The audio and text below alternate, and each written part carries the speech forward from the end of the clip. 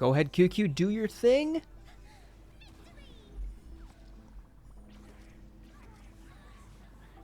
Propagation Path QQ is one of my favorite strategies in all of Divergent Universe. The synergies between Sparkle and QQ allow for you to dump a bunch of skill points and then gain so many skill points back that the spores are just going to go insane on the enemies. So we're going to do a quick run through of what blessings we had for this run, and then we'll just go straight into the final boss. So do subscribe if you're not already. Let me know how you guys prefer the Divergent Universe content versus the MOC, and let's get right into it. To start off, we're going to get a few free propagation blessings and then use Acheron's technique to not waste our time completely. The goal of the first plane is to see if we can get a couple good curios that are going to pretty much increase in value the longer the run goes on.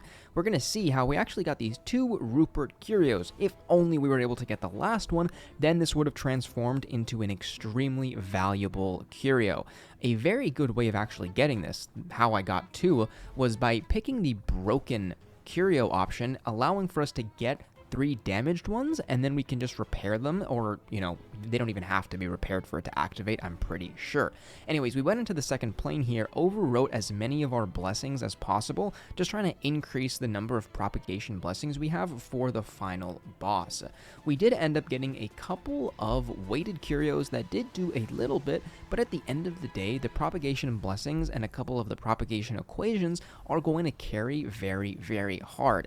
Now, after the second boss, we managed to clean it up, and for the third plane, unfortunately, we stopped at 14 out of 16 propagation blessings, so no boundary equation this time. However, it's not necessary whatsoever. So let's hop into the final boss. The time has come.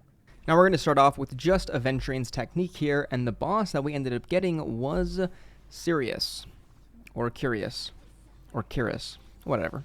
At the end of the day, the goal of this run, or the idea, is to use as many skill points as possible and gain as many of them back. So as long as QQ can dump a bunch of points, get extremely unlucky with the 4 of a kind, we're going to see some insane spore damage. And no matter who hits, that's who's going to be able to trigger the spores once we hit over 3 or 6. So the damage from... or the damage that you're going to see can honestly be triggered by anybody. You know, this Palo ult here is going to be pretty goddamn monstrous. Rex? But geez, yeah, what the fuck was that? Okay. Now QQ ult here, after we use the points. No spore damage, so it wasn't as unbelievably inflated as that Palo ult looked. But here, now the spores should be up to, I want to say 3. Yeah, so we got the proc on that right enemy, and now all the enemies are advanced once further. We did not pick too many defensive blessings this time around, so we are a little bit in jeopardy from dying, especially because we also have no healing, you know? Some very good spore procs there. If you do get a blessing that gives your team a little bit of healing, whether they use their ult or what have you, then Aventrine becomes unbelievably strong, because no healing is a little bit of a downside there.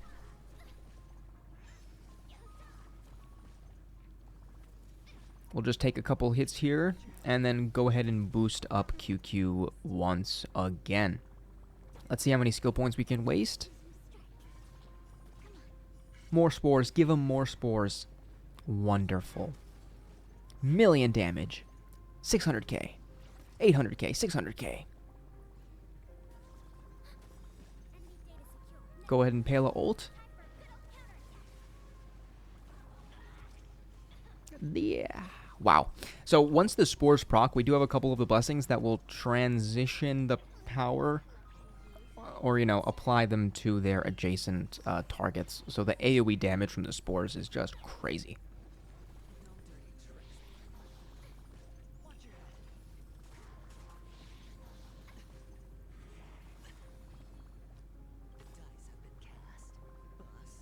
Okay, go ahead and toss your dice, Aventrine, and QQ's turn is back up. The follow-ups from Aventrine also are lovely to trigger the spores, just because it usually does end up hitting everybody. Autarky? autarky. I saw something that they changed the name to self-suffice. I gotta actually look at that in-game. I haven't checked that out. But the final phase of Cyrus is here, and what we're just going to have to do is wait a little bit. We are going to trigger this Pela ult just in case Pela gets sniped here.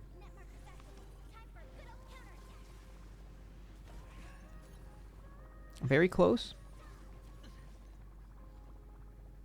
Sparkle is a little bit far, so we might just have to go ahead and pop the QQ ult now.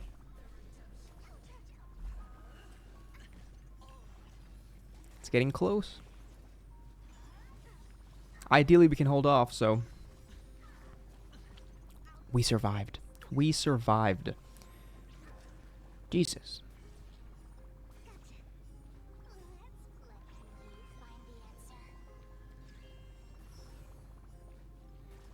More skills. Go ahead, QQ, do your thing.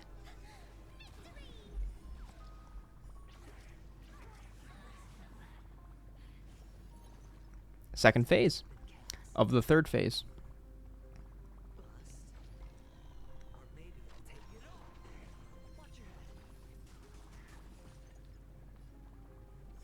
Okay, the action advance is coming up on all the enemies here, so we do need to be a little bit careful. Pela is in jeopardy. I say that like we have an option, or we, you know, can do anything even if we tried.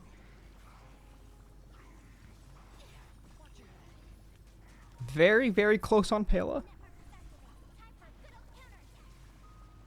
Whooshing, 500k. Go ahead and up the shields, even though this probably is the final phase. Or final couple of turns.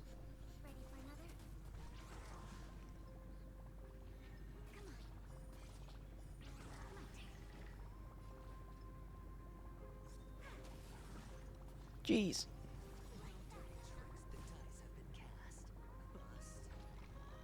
Give me 3 points here of entering. 3 points. 2. Pela's safe.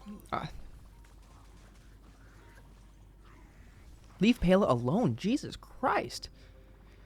But I think 1 skill point, and this should be able to trigger it. So, even though the action advance is coming up, it shouldn't really matter. Bang. So let me know what you guys thought about the QQ run in the comments. Also, the Divergent Universe runs in general. This was only difficulty 3, so this wasn't a super challenging run. It was more so just so we didn't completely die getting all the blessings, trying to get all the propagation blessings. But that is pretty much all we have. These were all the equations. Pretty much none were expanded. Genuinely a pretty bad run overall. If this wasn't difficulty 3, we probably couldn't have finished it. But once again, let me know what you guys thought about it in the comments. I'll see you guys next time. Adios.